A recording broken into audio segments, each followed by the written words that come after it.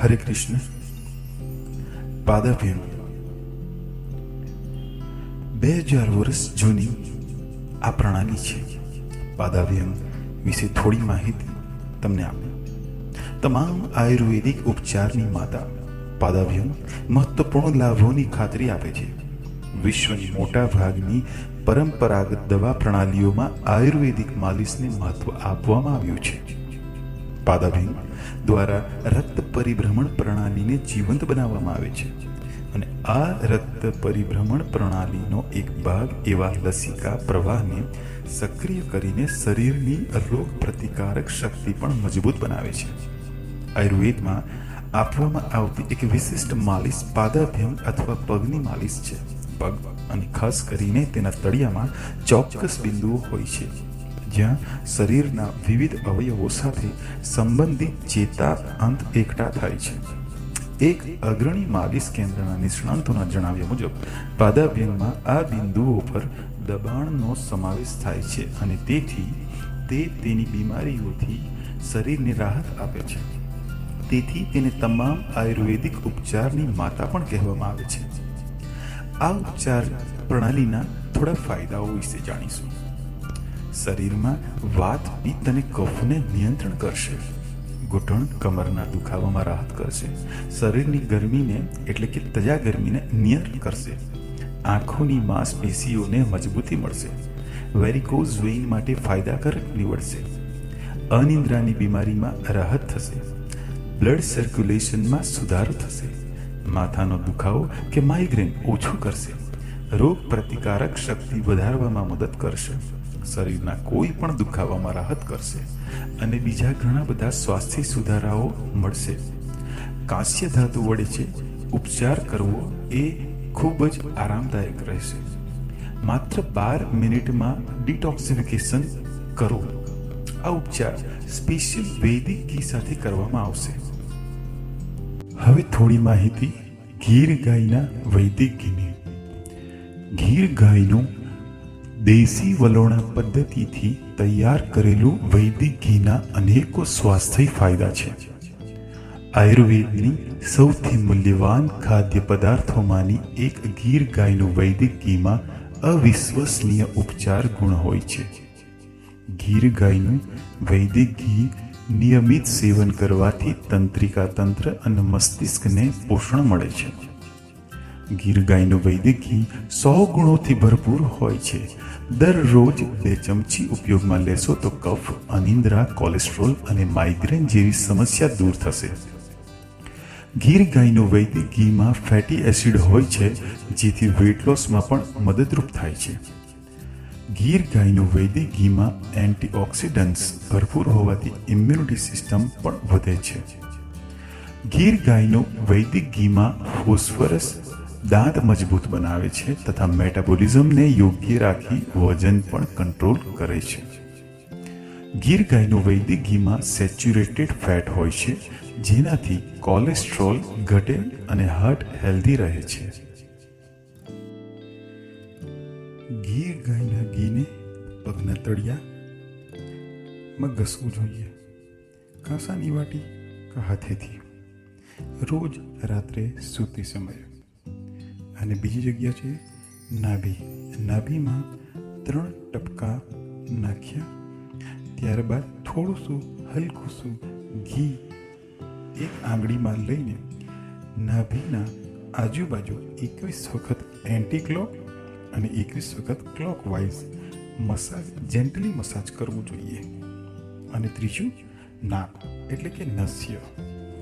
નાકમાં એક ટીપાથી સ્ટાર્ટ કરીને ધીરે ધીરે 3 ટીપા સુધી પહોંચવું જોઈએ. જમણે અને ડાબે બંને નસકોરામાં રાત્રે સૂતી વખતે લગાવવું જોઈએ. એનાથી ફાયદો થશે વાત, પિત્ત અને કફ. વાત એટલે કમરથી નીચેના ભાગથી બધી જ બીમારીઓને વાતની બીમારી કહે છે. કમરથી ઉપર એ ગળા સુધી બધી જ બીમારીને પિત્તની બીમારી કહે છે. અને ગળાથી ઉપર એટલે કે આપણો ફેસ જે હોય છે તે બીમારીને કફની બીમારી કહે છે. તો આ ત્રણે બેલેન્સ થશે. પહેલાના જમાનામાં ભારતીય મૂળના લોકો દરરોજ રાત્રે કાંસાની વાટી ઘી લગાવીને ઘસતા હતા, દરરોજ સૂતા સમયે. એ પ્રણાલી આપણી 2000 વર્ષ જૂની છે. એટલે આ સિદ્ધ થયેલી પ્રણાલીના ઘણા ફાયદાઓ છે. 100 બીમારી એક ઈલાજ. પાદાભ્યંગ પાદાભ્યંગ પાદાભ્યંગ. કાંસાની થાળી ઉપર આવી રીતે પગ રાખીને ઓછા સમયમાં આપણને સારું રિઝલ્ટ મળી શકે છે. આ જે કાળું કાળું તમને દેખાય છે એ ડિટોક્સિફિકેશન પ્રોસેસ કહેવાય છે. ડિટોક્સિન્સ જે છે ટોક્સિન્સ જે છે તે આપણા શરીરમાંથી નીકળે છે. સાદી ભાષામાં કહીએ તો તજા ગરમી. હવે આ પાદાભ્યંગ કામ કેવી રીતે કરશે તે થોડું સમજીએ. સૌપ્રથમ શરીરમાંથી જે ગરમી કાઢવાનું જે ડિટોક્સિફિકેશનની પ્રોસેસ જે તે સ્ટાર્ટિંગમાં થશે, ત્યારબાદ રિજ્યુનેશન થશે અને ત્યારબાદ રિયલ ટ્રીટમેન્ટ સ્ટાર્ટ થશે અને ત્યાર પછી સેલ્ફ હિલિંગ બોર્ડ અને બેલેન્સિંગ બોર્ડ. આ રીતે 5 પાર્ટમાં પાદાભ્યંગ તમારા શરીરમાં કામ કરશે. આપણા પગના તળિયામાં જે ચોક્કસ બિંદુઓ છે, એટલે કે તમે સાંભળ્યું હશે કે જે આખા શરીરના જે પોઈન્ટ્સ જે છે તે આપણા પગના તળિયામાં અને હાથની હથેળીમાં આવેલા છે. હાથની હથેળીમાં કરતાં પગના તળિયામાં સૌથી વધારે સ્ટ્રોંગ પોઈન્ટ છે અને જલ્દીથી જલ્દી રિઝલ્ટ અપાવવાવાળા પોઈન્ટ્સ છે. એટલે જ આ પ્રણાલી વધારે સિદ્ધ થયેલી છે અને પ્રચલિત પણ છે. એટલે જ આ પ્રણાલીને દરેક ઉપચારની માતા પણ કહેવામાં આવે છે.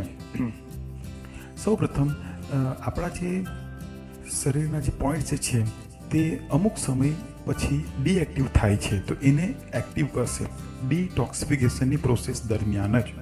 અને કાંસો દ્વારા આપણે જ્યારે આપણા પગના તળિયા ઘસીએ છીએ ત્યારે એક જબરજસ્ત પ્રોસેસ થાય છે.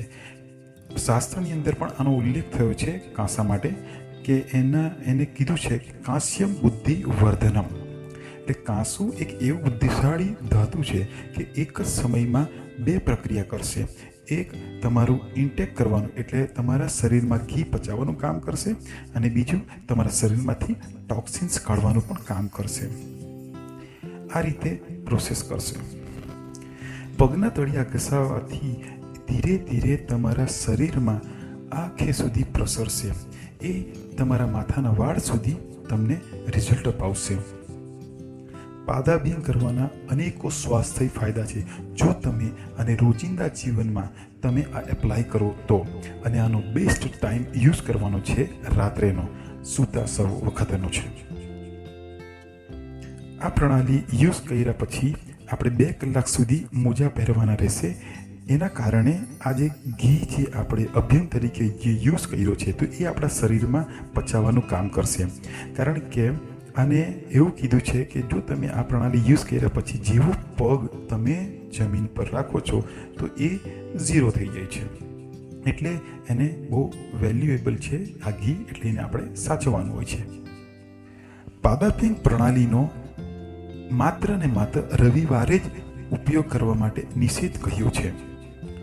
જે રીતે કાંસ્યની થાળીમાં આપણે સોમવારથી શનિવાર આપણે ખાવામાં ઉપયોગ કરવાનો હોય છે, એટલે કે કાંસાની થાળીમાં આપણે ખાવું જોઈએ, એટલે રવિવારે આપણે યુઝ નથી કરતા. તેવી જ રીતે મસાજની અંદર પણ કાંસ્યનો ઉપયોગ કરવામાં નથી આવતો.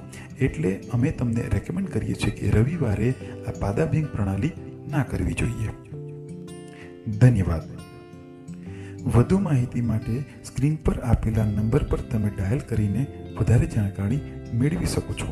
ધન્યવાદ. જો તમને આ વિડીયો માહિતગાર લાગ્યો હોય, માહિતીથી ભરપૂર લાગ્યો હોય તો આ વિડીયોને લાઈક કરજો અને સબસ્ક્રાઈબ કરજો અમારી ચેનલને. કારણ કે અમે હજુ વધારે ને વધારે આવા માહિતીભર્યા વિડીયો તમને આપવા માંગતા છે અને તમારા સ્વાસ્થ્ય સુધરે એવી શુભકામના. ધન્યવાદ.